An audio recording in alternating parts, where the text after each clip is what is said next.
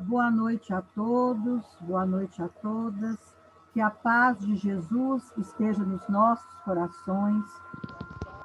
Que o leigo Rabi da Galileia esteja entre nós, nos envolvendo a todos na sua luz crística, em nossos lares, principalmente neste instante, que todos possamos receber essas bênçãos do alto, para que possamos unir os nossos pensamentos nesta reunião pública do grupo de terça-feira do grupo de assistência fraterna. Eu convido a todos para fecharmos os nossos olhos para o mundo que nos cerca, para abrirmos a nossa reunião desta noite, 8 de junho de 2021. Pai amado, Pai celestial, nós te agradecemos por tudo que nos concedestes neste dia que se finda. Nós nos agradecemos pela graça de poder sentir a vossa presença nos nossos corpos, nos nossos corações, nas nossas mentes, nas nossas almas e principalmente nos nossos espíritos. Senhor, nós vos agradecemos por concederdes agora e sempre as bênçãos de alegria, de harmonia, de saúde, de abundância, consolo, justiça, prosperidade, sucesso, amor e paz em todos os lares aqui representados. Orientai-nos, Senhor, em todos os momentos. Fazei com que tenhamos a capacidade de compreender os vossos desígnios através dos sinais da própria natureza, da própria vida. Desejamos, Senhor amado, merecer sempre a vossa proteção e o vosso amor. E nesta noite, durante a nossa reunião pública, tenhamos a assistência espiritual dos vossos mensageiros, nos trazendo novas energias, nos fortalecendo para prosseguirmos a nossa jornada terrena, com passos firmes e cabeças erguidas, com muita fé, saúde e paz, na certeza de que dias melhores virão. E em seu nome, Mestre, nós queremos declarar aberto os nossos trabalhos desta noite, orando juntos a prece que nos deixastes. Pai nosso que estás nos céus, santificado seja o vosso santo nome, venha a nós o vosso reino, seja feita a vossa vontade, assim na terra como ela é feita nos céus. O pão nosso de cada dia dá-nos hoje, Senhor. Perdoai as nossas ofensas, e ensina-nos a perdoar aqueles que nos têm ofendido. E não nos deixeis cairmos em tentação, mas livrai-nos, Senhor, de todos os males, da prática de todo e qualquer mal, porque só vós é o reino, o poder e a glória para todos sempre. Sê conosco, Senhor, e abençoai o nosso palestrante da noite, para que possamos, através dele, aprendermos os seus ensinamentos da boa nova. Que assim seja. E antes de passarmos a palavra para o nosso orador, nosso amigo, irmão e companheiro do grupo de assistência fraterna, Carlos Prinolan, nós iremos fazer a leitura do livro Evangelho segundo o Espiritismo, do capítulo 16, item 7. Utilidade providencial da fortuna, provas da riqueza e da miséria. Se a riqueza devesse ser um obstáculo absoluto à salvação daqueles que a possuem, assim como se poderia inferir de certas palavras de Jesus, interpretadas segundo a letra e não segundo o espírito, Deus que a dispensa teria colocado nas mãos de alguns um instrumento de perdição sem recursos, pensamento que repugna a razão. A riqueza, sem dúvida, é uma prova muito difícil, mais perigosa que a miséria, pelos seus arrastamentos, as tentações que dá e a fascinação que exerce, é o excitante supremo do orgulho, do egoísmo e da vida sensual. É o laço mais poderoso que liga o homem à terra e afasta seus pensamentos do céu. Produz uma tal vertigem que se vê frequentemente aquele que passa da miséria à fortuna, esquecer depressa a sua primeira posição, aqueles que o dotaram, aqueles que o ajudaram, e se tornar insensível, egoísta e vão. Mas do fato de tornar o caminho difícil, não se segue que o torne impossível, e não possa se tornar um meio de salvação nas mãos daquele que dela sabe se servir, como certos venenos podem devolver a saúde se são empregados a propósito e com discernimento. E assim, passamos a palavra para o Carlos Primolan, que fará a interpretação e a explicação do Evangelho desta noite. Pedimos antes que todos fechem os seus microfones. Muito bem. Boa noite a todos. É uma alegria muito grande, novamente, me juntar a esse grupo que já não sai mais das nossas propostas, já não sai mais das nossas ideias. Tudo o que pensamos hoje em função desse grupo que nos recebe com tanto carinho, com tanta amorosidade e tem trazido provas aí muito claras, né? Sinais luminosos de que estamos num caminho promissor para o início de muitos trabalhos. Então, uma alegria estar aqui com todos vocês novamente.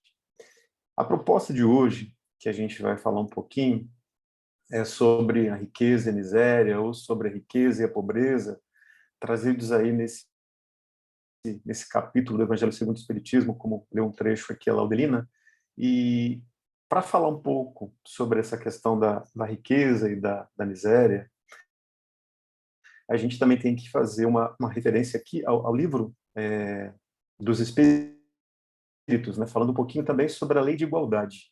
Apesar de ser condições tão opostas, né, riqueza e miséria, o que a gente tem a aprender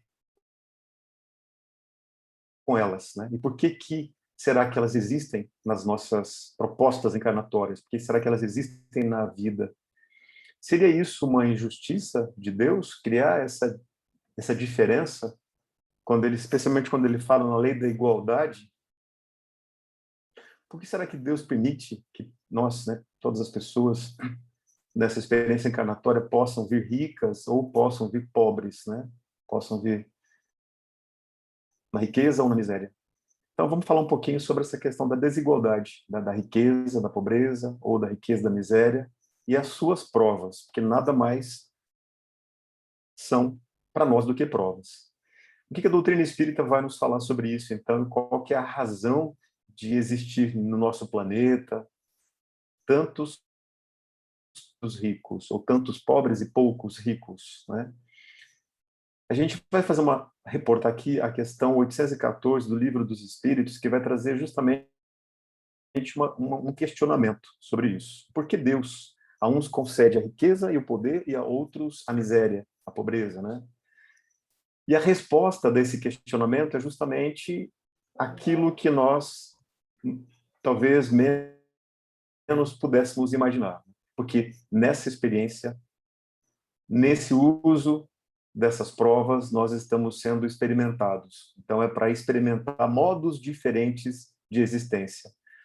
E também voltar um pouco os nossos pensamentos e as nossas ideias e discutirmos um pouco sobre as questões destas provas que estão ligadas a nós, né? Da pobreza, da riqueza e da miséria. Essas provas, elas foram escolhidas por todos nós, por todos os espíritos que estão nelas, né? Mesmo aqueles que, estando nessas provas, sucumbem com frequência. Quando nós estamos no nosso plano espiritual e a gente ouvindo a nossa trajetória, vendo as nossas experiências anteriores, nós vamos percebendo que se nós aceitarmos provas que vão exigir de nós um desafio maior, né, do interesse, do envolvimento, da atuação, dos pensamentos, da nossa vibração, mais rápido a gente também vai conseguir elevar a nossa condição para um outro estado evolutivo do nosso espírito. Então a gente concorda. Eu concordo. Eu quero realmente assumir essa condição de miséria, porque ali eu vou conseguir, de alguma forma, superar todo o meu egoísmo, superar todas as minhas vaidades, as minhas luxúrias, tudo aquilo que estava relacionado numa experiência anterior. E aí a gente fica como se a gente estivesse com um carrinho de supermercado passando numa gôndola, colhendo todas as provas que nós vamos entendendo como sendo as melhores e as mais interessantes, que vão nos colocar no estágio de evolutivo, no estágio de evolução espiritual. No entanto, quando a gente passa na saída do supermercado, que é um caixa, nosso mentor espiritual olha para o nosso carrinho e diz assim: olha, acho que você pegou muitos desafios, acho que você pegou muitas provas, vamos tirar algumas aqui, porque para você não sucumbir com todas elas, né? Vamos deixar só aquelas que talvez realmente possam te conduzir. Não, mas eu quero, né? Eu dou conta, eu faço, eu consigo. E, na verdade, existe esse interesse nosso, né? Essa vontade nossa de superar os nossos desafios, de superar aquilo que, de alguma forma, nos colocou vinculados a algumas atribuições mais negativas, que trouxe um peso para a nossa vida. Então, nós escolhemos várias provas, mas algumas realmente são eliminadas do nosso carrinho de compras, do nosso carrinho de seleção, porque para não deixar que a gente também experimente essa sensação de falir, né? De experimentar algo que não cumprimos a contento, né? Então, nós estamos justamente nessa condição de experimentar o que nós pedimos, nós imploramos, nós aceitamos como prova para essa encarnação, né? As provas, elas são para nós esse desafio, né? Se nós estamos preparados ou não para essas provas que nós estamos juntando, se nós reclamamos muitas vezes, sentindo que a gente foi abandonado pela proteção espiritual, né? Porque estando aqui na Terra, encarnado, nós, de certa forma, nos esquecemos de todos os compromissos que nós assumimos no plano espiritual, e inclusive das experiências que nós aceitamos conduzir nesta experiência encarnatória. E aí a gente começa a reclamar e dizer assim: eu sofro muito, eu fui abandonado pelos meus protetores, eu não tenho anjo guardião, não existe uma justiça divina, porque eu não me sinto socorrido. Na verdade, eu me sinto punido por estar experimentando isso nesse momento. Eu nunca teria pedido isso em sã consciência. Como que isso pode trazer para mim essa luz de pensamento, uma ideia de que eu teria escolhido viver nessa condição tão miserável, tão limitado, ou então nessa condição rico, de riqueza, de muita riqueza, e muito infeliz, né? Mesmo com todas os benefícios que a riqueza possa trazer, né? E é porque realmente nós nos esquecemos dos nossos compromissos que a gente assumiu no plano espiritual. E tanto a pobreza quanto, né, ou a miséria, quanto a riqueza, podem fazer com que a gente tenha um sucesso danado no nosso projeto reencarnatório, mas também podem trazer para nós uma situação de que nós não vamos conseguir. E aí isso se dá quando a gente faz um uso inadequado daquilo que vai nos colocando nesse caminho que seria para o nosso desenvolvimento, seria para a nossa evolução. E ainda uma outra pergunta do mesmo livro, né? A gente está sempre fundamentado aqui no kardecismo, na obra básica. é o seguinte: qual das duas provas é a mais terrível, ou a mais difícil, ou a mais desafiadora para o homem? A da miséria ou a da riqueza? Qual delas seria, né? A gente poderia pensar que uma ou outra, né? Mas a resposta, né, do Espírito que dá a luz para este livro, ele diz que tanto uma quanto a outra, elas são desafiadoras, são terríveis, são difíceis, mas não são impossíveis, né? Ele traz uma comparação de que a miséria ela provoca em nós a queixa, as reclamações, né, os lamentos, e contra essa providência divina que nós, de alguma forma, estivemos tão próximos, né, tão ligados durante o nosso processo lá no plano espiritual. E a riqueza vai trazer também, incitar em nós todos os excessos, né, aquele que a Laudelina falou sobre na leitura, né, trazendo os excessos todos que são ligados a essa condição da riqueza, né? Sensação de egoísmo, sensação de nos colocando, procurando sensações banais, né? Algo que buscam prazeres e conquistas materiais, né? Então, ambas nessa configuração seriam desafiadoras, difíceis, terríveis para nós encarnados, né? E aí a gente também pode perguntar, e como foi perguntado no próprio Livro dos Espíritos, né, não parece natural que se escolham as provas menos dolorosas, né? E é aquilo que a gente falava antes, né? Pode parecer que para nós, né, sejam provas menos dolorosas, mas para o espírito não. Quem está escolhendo as provas é o nosso espírito. E a gente às vezes tem uma ideia de que podemos conjugar eu e o meu espírito. Nós somos único, né? Não existe eu e o meu espírito. Eu faço isso porque o meu espírito é malvado, o meu espírito é perverso. Eu faço isso porque o meu espírito é bondoso, porque o meu espírito é generoso, é caridoso. Nós somos uma única coisa, né? Não há uma separação. Então, nós não temos como terceirizar essa atribuição, essa responsabilidade, essa condição, né? E quando nós estamos, né, sob a influência dessas ideias de encarnado, nós aqui na Terra, a gente vê essas provas simplesmente como um lado penoso, como um lado que realmente vai trazer para nós algo que vai nos conduzir a uma situação de lamentações. Então, enquanto espíritos, a gente vê a oportunidade de ascensão, de elevação. Quando estamos na experiência encarnatória, nós entramos nas lamentações e vemos só o lado penoso que aquela nossa escolha nos impôs, né?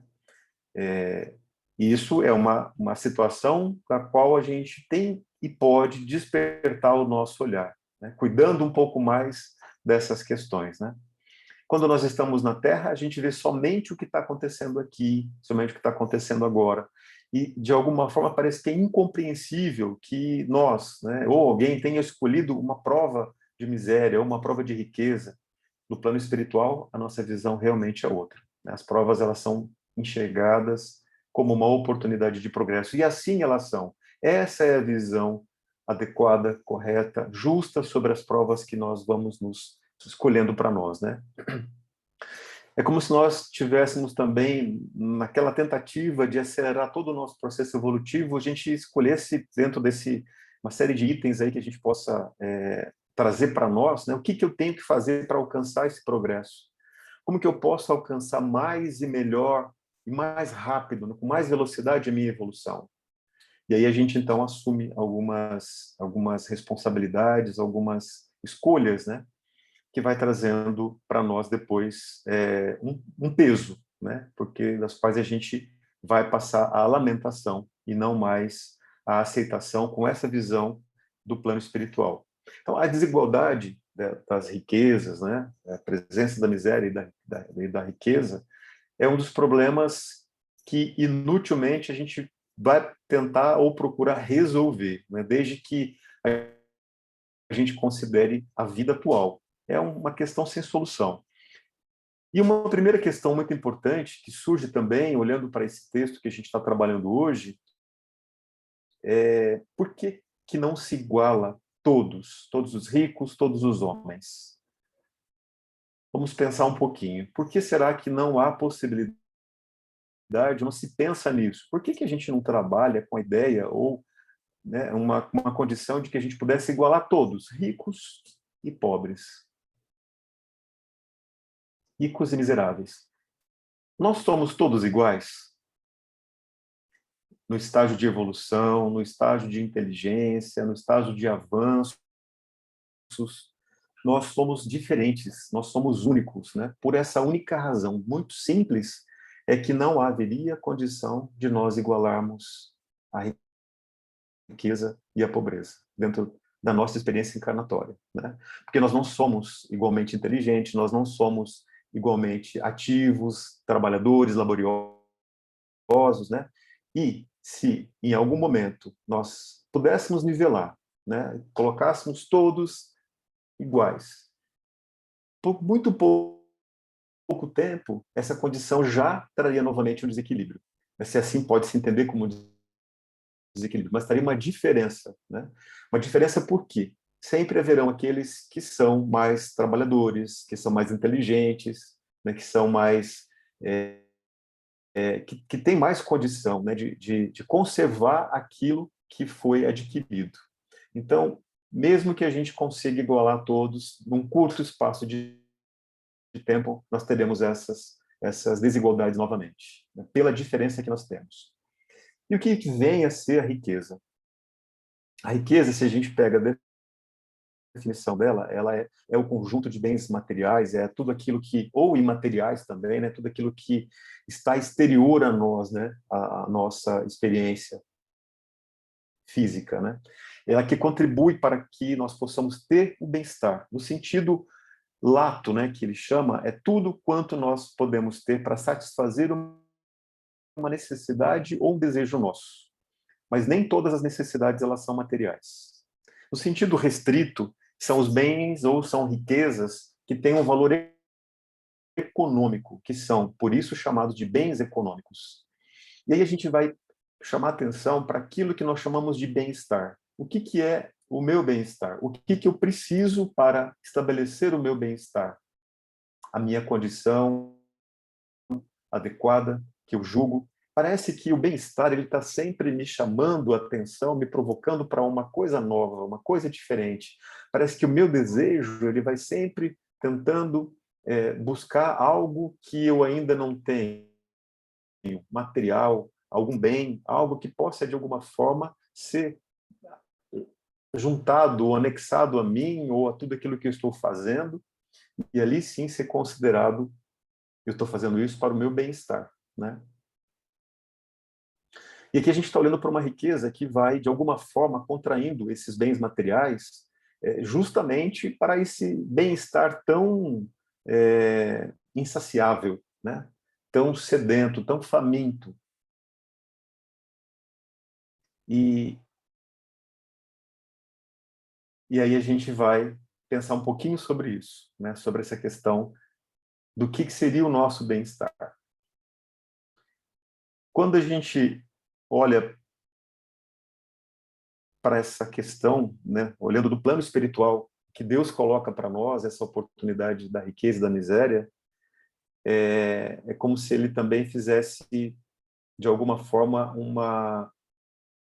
usando essa experiência para nós, né, apesar da nossa escolha, do nosso desejo, todos nós, em algum momento, em alguma experiência encarnatória, seremos ou fomos ricos, seremos ou fomos miseráveis. Todos nós experimentaremos essa condição, né? E desde que ela seja trazida como uma oportunidade de elevação, de evolução espiritual, para nós será realmente uma oportunidade mais do que adequada. A pobreza, ela é uma prova de paciência e resignação. O que é paciência? Paciência para que a gente, nessa condição, possa compreender né? Compreender toda essa condição da miséria. E resignação é de saber que há algo a ser aprendido, algo que possa nos elevar, né? Paciente e resignado, sem nos vitimizar, sem reclamar de que estamos abandonados, tanto na riqueza quanto na miséria. A miséria exige de nós paciência e resignação. E a riqueza exige o que de nós? Exige e traz para nós como uma prova que nós possamos exercitar caridade e abnegação. A riqueza não é só aquela em que a pessoa, né, nessa condição, possa buscar coisas para si mesma. A ideia da riqueza, como uma prova de caridade e abnegação, é aquela que se busca, né, sem egoísmo, saber utilizar essa riqueza, saber utilizar esses recursos em prol do nosso próximo. Não pensar somente em si mesmo. Está aí o grande desafio que a riqueza impõe. Dentro do texto tem lá uma parte que diz o seguinte, que a riqueza é o meio de tentar também moralmente o ser, mas como, ao mesmo tempo, é poderoso meio de ação para o progresso. Não quer Deus que ela permaneça longo tempo improdutiva, pelo que incessantemente a desloca. Cada um tem de possuí-la para se exercitar em utilizá-la e demonstrar que uso sabe fazer dela. Por isso que nós todos experimentaremos, nas nossas variadas experiências encarnatórias, ou já experimentamos, né, acesso a essa condição de miséria e de riqueza, para que assim a gente possa movimentar esses recursos. E para que existe, então, a riqueza? Né? Além dessa ajuda ao próximo, e como é que é essa ajuda ao próximo também? É quando se canaliza esses recursos, quando se trabalha ou se cria essa atividade de produção com a ciência para a saúde, trazendo meios, né, de alguma forma de alimentar a população, trazendo formas para a gente poder estimular as pessoas também a se desenvolverem. Toda lei que trabalha essa questão do nosso desenvolvimento, né, das nossas evoluções, elas não pressupõem que ninguém precise ou necessariamente necessite sustentar o outro que é pobre ou miserável uma vida toda. Mas se a riqueza pode oferecer para aquele irmão necessitado uma condição melhor, para que ele tenha algo, né, para se alimentar, para se vestir, para se proteger, isso sim é o grande trabalho que nós podemos fazer em prol daqueles que estão necessitados, né? Então não há mal nenhum na riqueza, mas também não há mal nenhum na miséria, desde que entendidas nessa condição, né, em que nós experimentamos como uma condição, como um elemento, como uma razão para o nosso progresso, né? Então a riqueza é esse instrumento para o progresso, como a miséria também é. Mas a riqueza ela vai desenvolver então a ciência, a saúde, a medicina, trazer recursos para pesquisa, para estudo, ela é necessária, ela é útil, né? E de que maneira a doutrina espírita ela vai poder nos auxiliar nessa compreensão dessa desigualdade da riqueza e da miséria, ou da desigualdade dos recursos? O próprio princípio da reencarnação, né, que vai nos oferecer uma pista. Que é possível que nós, né, enquanto espíritos, e agora nessa experiência encarnados, nessa condição, numa condição de pobreza, nós já tenhamos vivido então também na riqueza. Talvez estamos nessa condição de miséria por não saber como utilizar aquela riqueza em favor do próximo. Assim, a lei de causa e efeito também, agindo, vai nos oferecer essa oportunidade. E nós aceitamos a miséria como uma condição de reequilibrar o amor, a compaixão em nós, passando por novas provas. Quando nós estamos na experiência encarnatória e voltamos esse nosso olhar justamente só para a nossa experiência, é como se nós cegássemos, né, para essa condição de que nós somos espíritos eternos, de que nós estamos aqui numa experiência, né, de que toda dor oferecida, o sofrimento, ele não é senão uma condição para que nós possamos também avançar no nosso programa, no nosso projeto, na nosso processo evolutivo, né? Essa é a grande chamada. A posição elevada, né, da riqueza no mundo e a autoridade sobre os demais, né, sobre o semelhante, sobre o próximo, elas são provas tão grandes e arriscadas quanto a miséria. Então, você possuir a riqueza e ter uma autoridade sobre um semelhante pelo poder emprestado, né, cedido pela condição financeira, é uma prova arriscada, tão grande quanto a prova da miséria.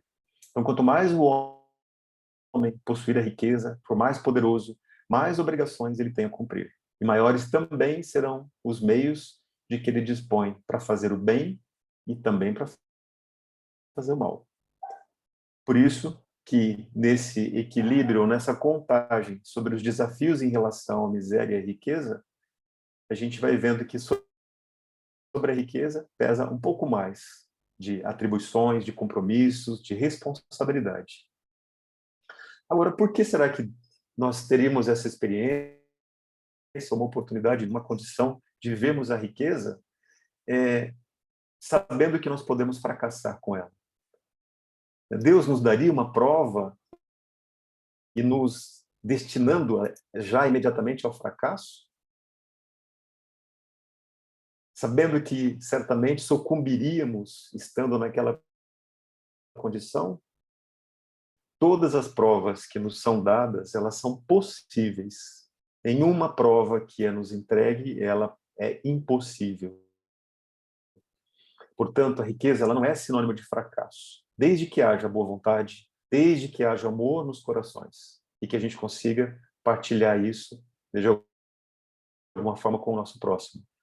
O rico está sujeito a maiores tentações, mas também ele dispõe de outros meios para fazer mais o bem. Essa é uma frase do texto. E é justamente isso que nem sempre acontece.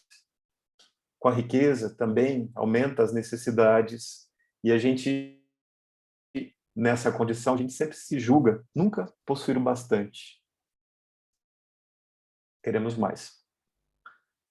Pode ser considerada a riqueza a causa de todos os males ou dos nossos males? Né? E o Espírito Consolador responde: se a riqueza produz somente males, Deus não teria posto na terra. Se a riqueza exacerba tanto as más paixões, se provoca tantos crimes, não é a ela que devemos inculpar, mas ao homem que a possui e abusa dela, da mesma forma como todos os dons que nós recebemos de Deus. E por que será que Deus concede a riqueza ou concede essa condição para aqueles que, de alguma forma, não colocarão isso a serviço do bem, a serviço do próximo? Aqui também, de novo, é aquela ideia de que nós estamos sendo colocados em experimentação. É o meio de nos experimentar moralmente. É a forma como nós vamos conduzir o que temos, para onde estamos caminhando com ela. Né? Porque, se nós olharmos, né, os bens na Terra, eles não pertencem a nós. Nós estamos aqui como administrador, como usufrutuário, como meros usuários temporários de todos esses bens que estão disponíveis na Terra. Né? Uma outra ideia também é que às vezes a gente tem uma chance e podemos olhar para aquele que faz da sua propriedade mau uso, né? É como se nós nos sentíssemos aflitos em ver que alguém está triunfando, está prosperando próximo de nós e usando de uma forma egoísta. E aí nós vamos nos afligindo, a gente vai apontando aquilo. No fundo, isso também nos traz mostras de sentimentos de revolta, de inveja, de ambição, de desesperança.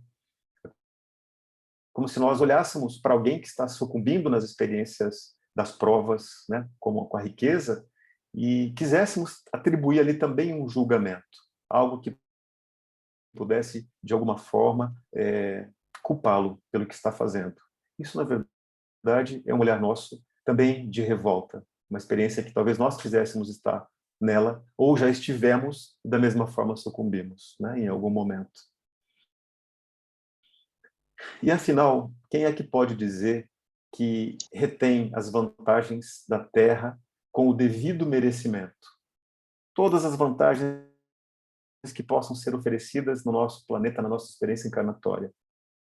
Se nós observarmos, né, homens, mulheres, né, todos, né, despojados de qualquer escrúpulo moral, detendo valores transitórios do mundo, como aquela experiência que nós falamos anteriormente, esses sentimentos que nós possamos nutrir em nós, eles devem ser transformados num sentimento de piedade, né? Porque são homens e mulheres que têm essa vantagem, né, de ter todas essas condições, o bem-estar, no entanto, fazem mau uso dela. Dessas pessoas, o sentimento que nós podemos entregar é o sentimento de piedade, nada mais que isso. Então, tenhamos cuidado, né, com esse excessivo desejo de posse, que a gente possa refletir primeiro sobre todos esses pressupostos espíritas que vão chegando para nós através, né, de todos os caminhos que nós vamos acessando. Todo esse caminho foi codificado, né, por Kardec para nos auxiliar, né, nos nossos pensamentos, nos trazer uma condição que nos liberte de todas essas paixões materiais, que possa realmente nos conduzir todas essas conquistas olhando para os bens espirituais, para a nossa evolução moral. Isso é que nós levaremos daqui. Todos aqueles bens morais que nós conquistamos, esses seguem conosco, para onde nós formos, porque o nosso espírito é eterno. E são esses os únicos que nós vamos poder levar quando nós partimos para a vida espiritual. E essa importância dada, então, a esses bens terrenos, ela está sempre numa razão inversa da fé na vida futura. E a gente sempre tem falado sobre a vida futura. E o que seria essa vida futura? A vida futura é o que eu vou fazer quando eu crescer? Eu vou fazer daqui a alguns anos? É a minha experiência nessa experiência encarnatória que eu estou chamando de vida futura? Então, que importância tem esses bens terrenos quando eu olho para a minha vida futura? E o que é minha vida futura? Quando eu tenho fé na minha vida futura, ela estabelece uma condição que eu possa olhar além dessa experiência encarnatória, para as próximas experiências encarnatórias que virão. Essa é a vida futura. Nós estamos falando dela como uma próxima experiência encarnatória. É a vida futura do espírito, e não dessa matéria que está aqui neste momento, consolidada dentro dessas energias que nós trazemos aqui, né? E à medida que nós olhamos para a vida futura, é um convite para nós também nos distanciarmos desse olhar que nós temos para as nossas experiências relacionadas às nossas posses, aos nossos bens materiais, às nossas conquistas que vão ficando pelo caminho na Terra, e a gente distancia esse olhar e consegue ter minimamente um olhar mais espiritual de todas as relações, né? Se hoje nós somos ofendidos por um tapa, por uma mão, o espírito não tem essa mão. Se hoje nós somos ofendidos porque nós vemos a diferença dessa riqueza, dos poderes, o espírito não tem esse poder. Ele não tem as cédulas, ele não tem os bens materiais. Quando nós fazemos esse exercício, nós vamos mudando um pouco a nossa visão também para as nossas condições. Aquilo que hoje nós podemos chamar de ofensa, podemos chamar de agressividade, podemos chamar de diferença. Quando olhamos através desse olhar da vida futura, proporcionando para nós também essa oportunidade de conhecer ou de experimentar algo além do livre-arbítrio tão prazeroso, tão sensualizado, tão finalmente entregue às condições materiais. Tem um trecho do livro de Obras Póstumas, do Kardec, que ele fala sobre essa questão da vida futura, e eu vou ler um trechinho para a gente poder só comentar aqui. O homem não se preocupará com a vida futura, senão quando vir nela um fim claro e positivamente definido, uma situação lógica, em correspondência com todas as suas aspirações, que resolva todas as suas dificuldades do presente, e em que não se lhe depare coisa alguma que a razão não possa admitir. A nossa tendência é trazer para uma conceituação material. A nossa tendência é trazer esse conceito de vida futura para as nossas experiências e, às vezes, até as nossas limitações de compreensão. Então, que nós possamos deixar também mais leve essa ideia, que possa nos conduzir para um entendimento um pouco mais sutil, um pouco mais espiritual da questão da vida futura. E não tentarmos trazer a vida futura.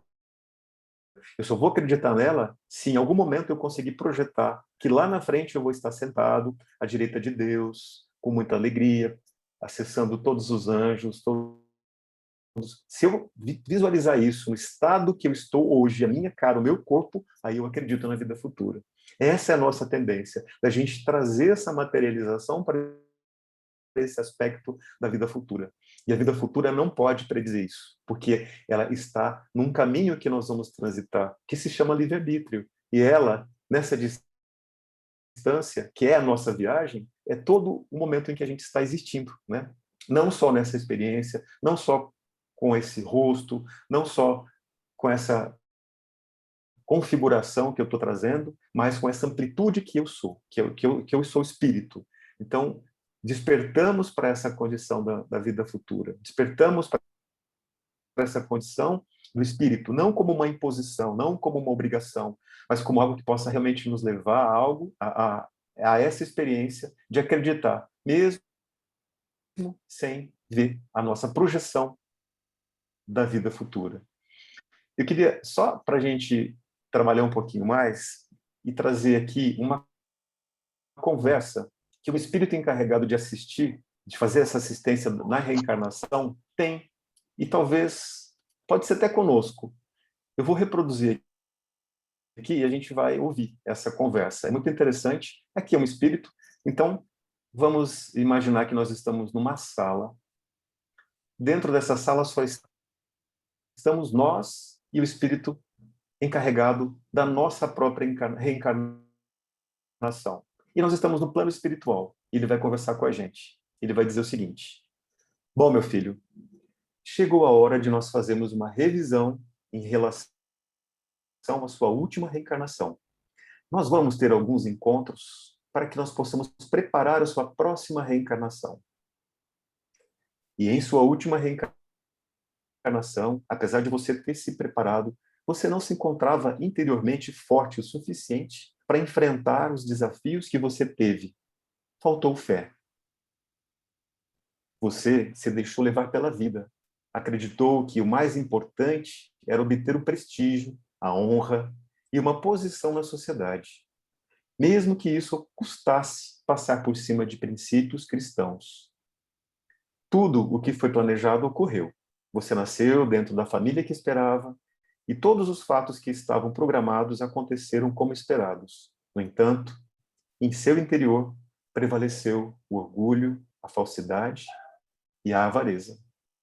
Em nenhum momento você se considerou igual aos outros homens e mulheres. Ao contrário, em seu interior, você sempre prevaleceu um sentimento duro de prepotência. No fundo, você sempre gostou de se sentir diferente e superior. Tudo isso eu sei que você já sabe, através dos trabalhos espirituais que você vem desenvolvendo e que é permitido para as suas últimas encarnações, e com isso você teve também acesso a todos os fatos e sentimentos que você teve nessas últimas vidas. E em sua última reencarnação, você estava indo muito bem, estava plenamente atento. Era um cristão praticante e constante, mas esqueceu que conforme você vai vencendo a si mesmo, transmutando sentimentos negativos que estão enraizados em você, novos sentimentos negativos e que também estão fixados no seu e no nosso interior vão sendo liberados para que também possam ser ressignificados, transmutados e transformados. como tudo estava indo bem em sua vida, você achou que se afastando dos princípios cristãos e acabou por deixar-se levar por esses sentimentos negativos, mais profundos, e com isso foi se perdendo cada vez mais, até o ponto em que você se identificou tanto com esse lado mais obscuro, que até os traços de amor que ainda possuía acabaram ficando obscurecidos pelo seu egoísmo. Mas aqui eu vejo na sua tela mental que você está pensando numa sua próxima encarnação. Você quer falar sobre o que você está pensando?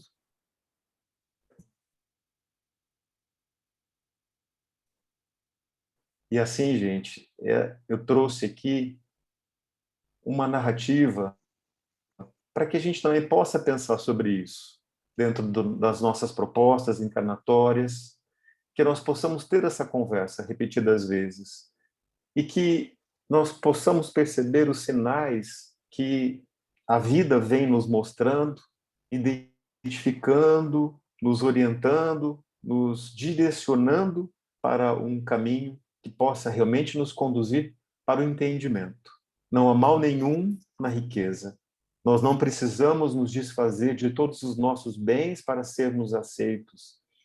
Aquilo que nós realmente precisamos nos desfazer, nos despir, é dos sentimentos que podem envolver poderes, conquistas materiais, estabelecimento de uma necessidade de bem-estar desnecessário. E o melhor emprego de todas as riquezas que a gente possa ter, e agora eu digo que são riquezas materiais e as riquezas espirituais, é a caridade. É amar o próximo como a si mesmo. E nós falamos aqui de uma caridade plena de amor, não uma caridade de apresentação, uma caridade de amostras, uma caridade de referência, mas é a caridade plena de amor. Meus irmãos, essa é a mensagem que eu pude trazer hoje para nossas reflexões, e tenho certeza que eu também me incluo nela, porque todas as vezes que nós falamos de algo, elas servem propositadamente para nós também, né? Então, que nós possamos ter em mente realmente a nossa projeção de vida futura, mas não como uma conquista material, como algo soberano, poderoso, mas que a nossa evolução e a nossa elevação seja baseada na humildade. Falar sobre a caridade, nós teremos outros encontros para isso. Essa caridade do amor, e já falamos em tantas outras vezes. Então, meus irmãos, eu finalizo aqui essa nossa apresentação.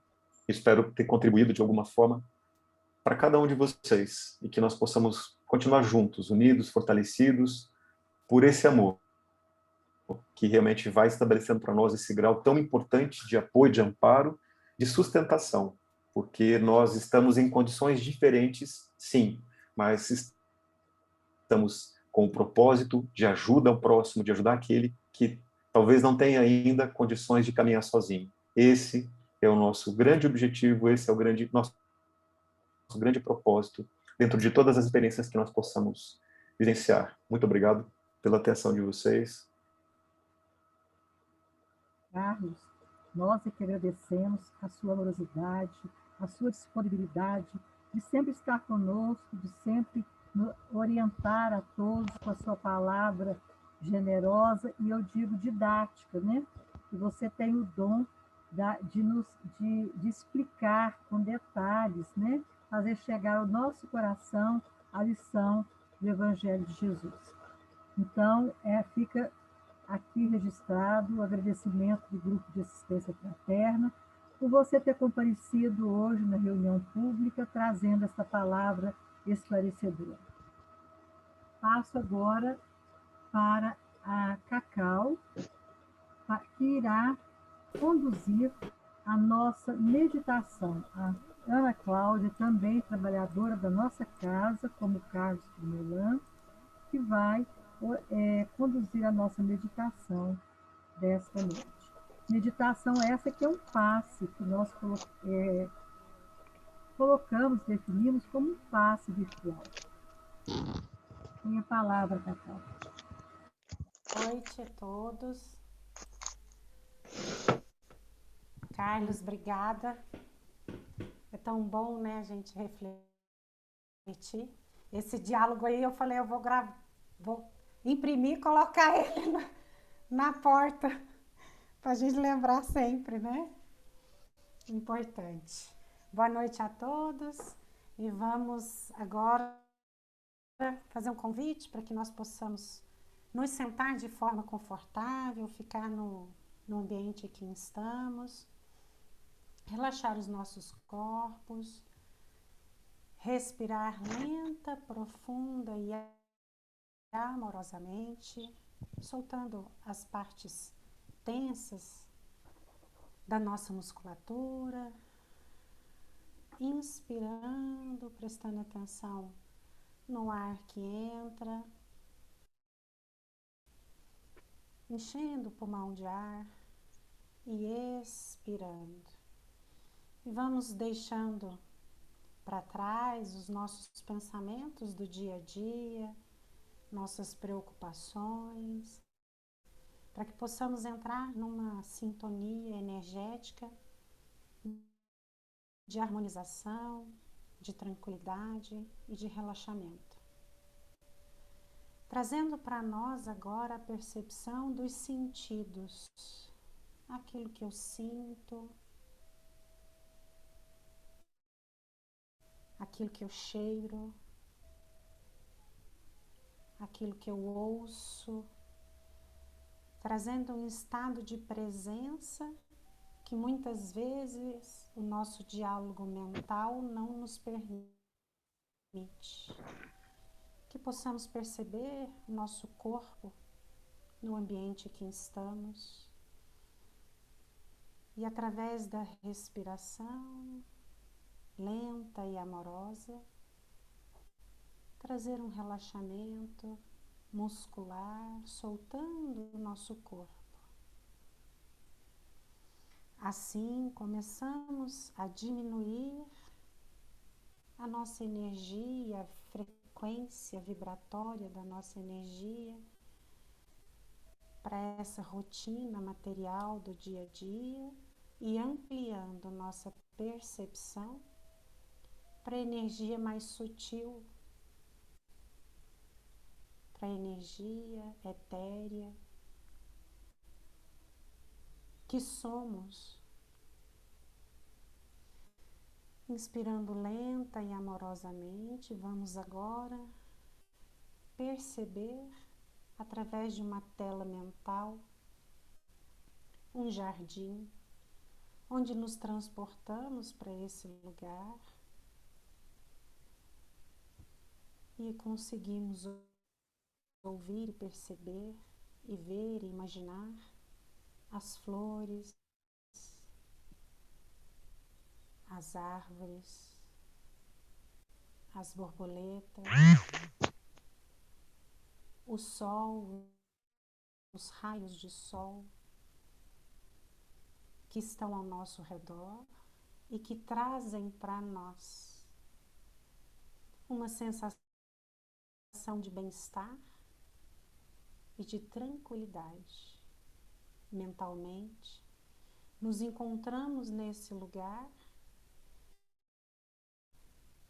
e através da respiração percebemos o quão somos ricos, o quão somos abundantes diante de todas as oportunidades que nos são dadas diariamente.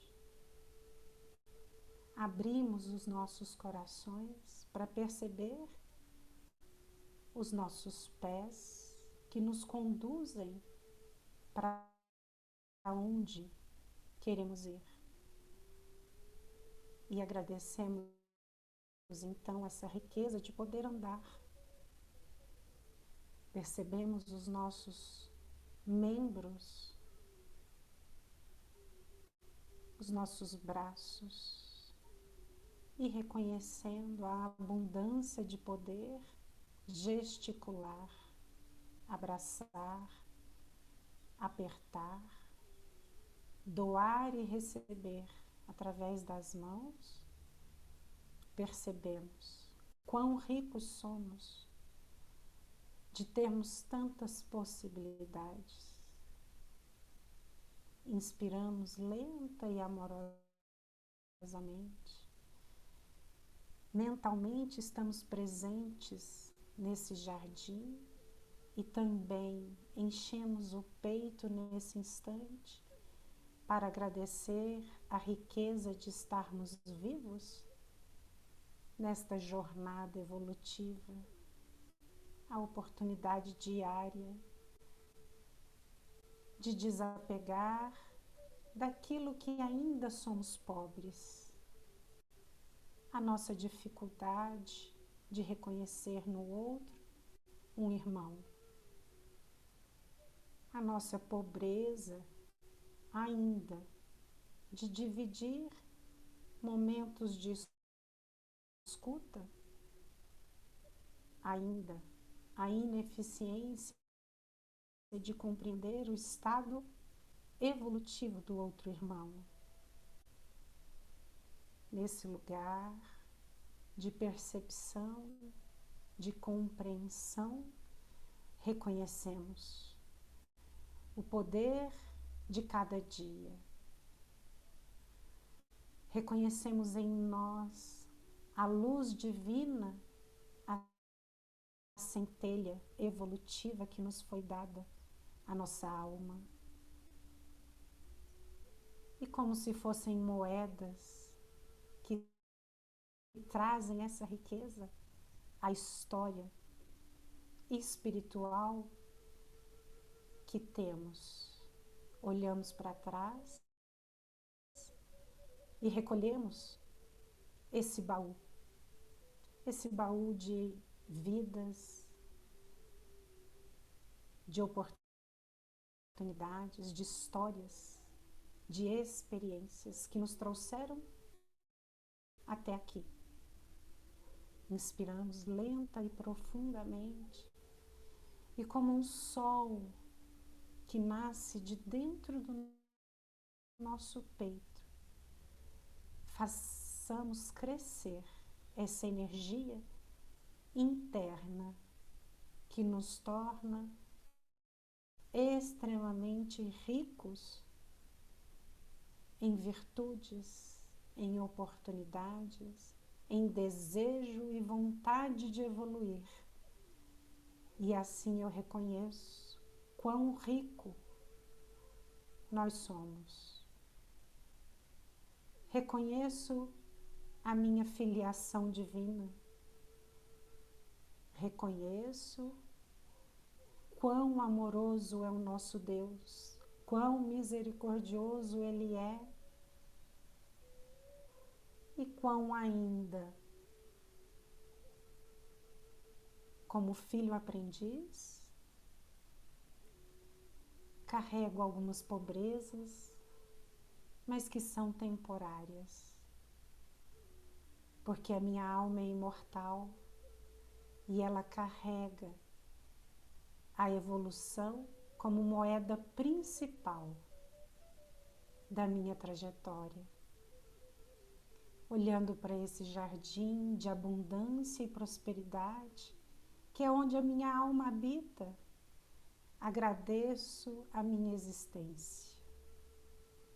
Agradeço ao universo que me tem como filha.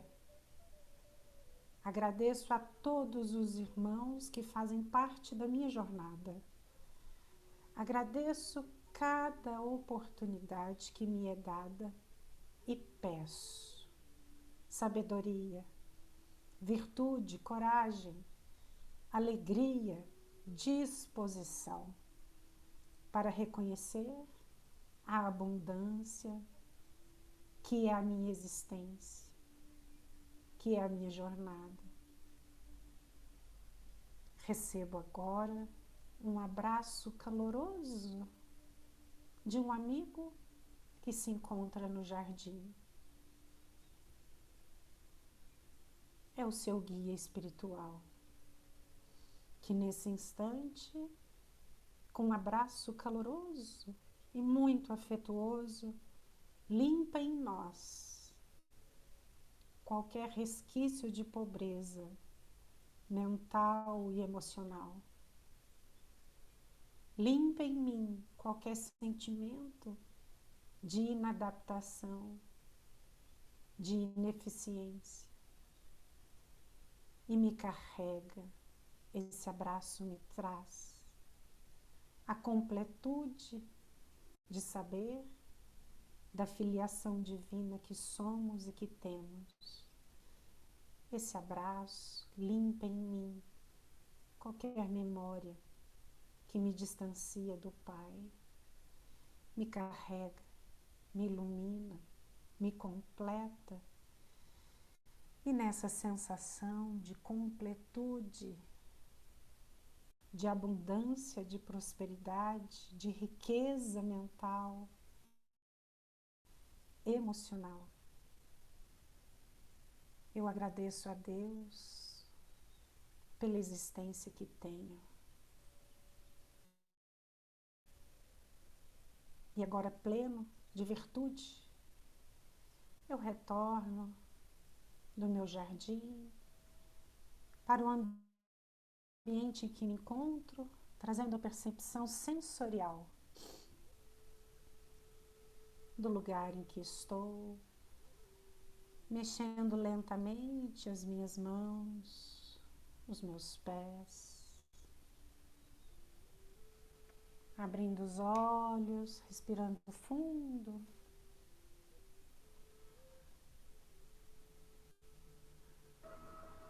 Como estamos todos? Ricos? Ricos, Todo mundo rico? abundantemente ricos.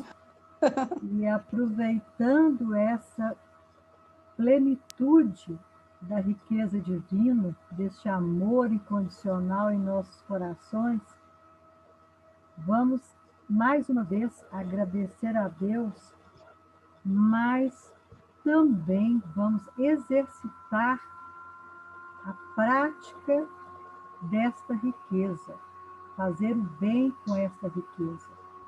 Vamos fechar os nossos olhos e levar a todos que sofrem mais do que nós um pouco dessa nossa riqueza que recebemos hoje. Então vamos cada um de nós mentalizar um hospital, seja ele qual for, da sua cidade, e vamos doar um pouquinho desse amor que nós recebemos hoje em benefício desses doentes e em benefício também de todos os enfermos que constam nas listas de orações diárias do nosso grupo de assistência fraterna. Quer sejam os enfermos pelo Covid, quer sejam os enfermos pelo câncer ou de outras doenças, e também para os nossos irmãozinhos de caminhada que já retornaram à pátria espiritual. Então vamos juntos orarmos a prece que o anjo saudou Maria, ao mesmo tempo em que mentalizamos a figura amorável do anjo pairando e abençoando este hospital e estas pessoas. Ave Maria, cheia de todas as graças, o Senhor é convosco. Bendita sois vós, Senhora, entre todas as mulheres deste mundo, pois bendito foi o fruto do vosso ventre, nasceu nosso amado Mestre Jesus. Santa Maria, Mãe de Jesus, rogai a Deus por nós que somos grandes pecadores, agora e na hora de nossa passagem para a pátria espiritual e por toda a eternidade. Mãe Santíssima, nós te agradecemos mais uma vez pelos benefícios desta reunião pública desta noite. E te rogamos, como eternos pedintes que somos, que as vossas bênçãos entrem em todos os lares aqui representados, e principalmente a todos os trabalhadores desta casa de oração, aqui representados pelo Carlos, pela Ana Cláudia, principalmente, e que a Ana Cláudia possa sempre ter sabedoria para conduzir essas meditações, e que a vossa luz se faça em nossos corações, que nós possamos sempre tentarmos caminhar com a certeza que a sua mão está sempre a nos envolver com riquezas de saúde, de amor e de sabedoria a cada manhã. E em seu nome nós abrimos esta reunião, em seu nome nós a encerramos, solicitando ainda a frutificação das águas presentes. E louvado seja o nome do Pai amado. Que assim seja. Gratidão a todos vocês que aqui se